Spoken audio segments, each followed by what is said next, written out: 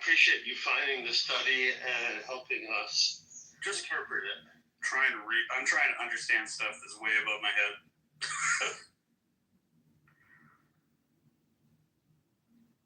But yeah,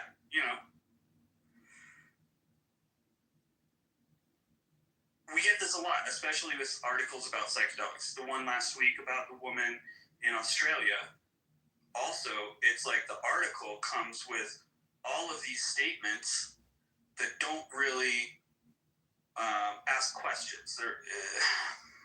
Or have, like, what is it? So nonviolent communication is a concept that I like to reference when reading stuff like this, because we have statements that are willing to understand more, and we have statements that are, a blanket that don't allow for learning, right? And so when we're communicating, we're writing an article to the public.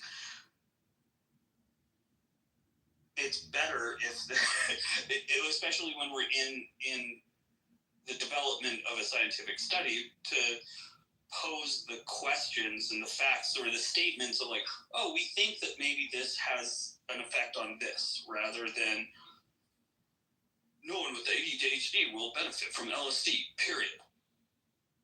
I think all these articles could benefit from a little bit of query. Wouldn't that be great if articles are written from an NBC paradigm overall? Right. Wouldn't that be wonderful? I've only studied it a little and should probably go back and take more classes, but I found that the reframe that it provides in terms of not making assumptions and not attacking other people and not making other people wrong is really helpful. I would, however, agree experientially that LSD does not help my ADHD.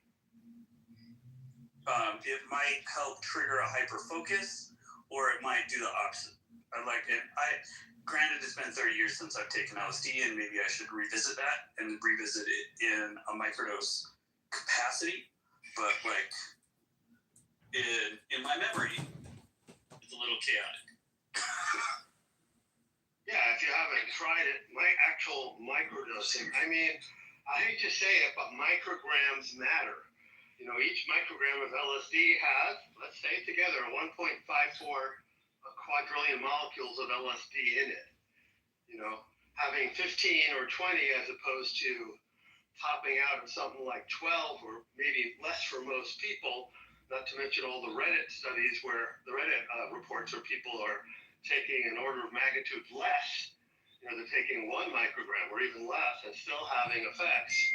I think that, this notion that more is always better is so deeply ingrained in our capitalistic and scientific architecture that it's hard for people to think otherwise.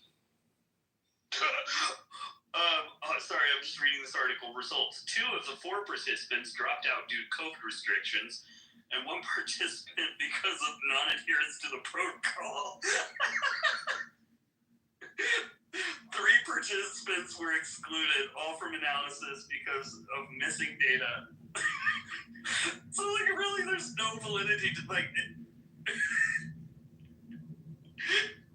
How many participants were there in total? I think there were 8. It was very, very small. Jeez, and yet that headline will get all the publicity. Right, and so people like Robert Kennedy will take that headline and move forward with that. I hate to make that blanket judgment, but I've known this person to move forward with information that's incomplete and clickbaity.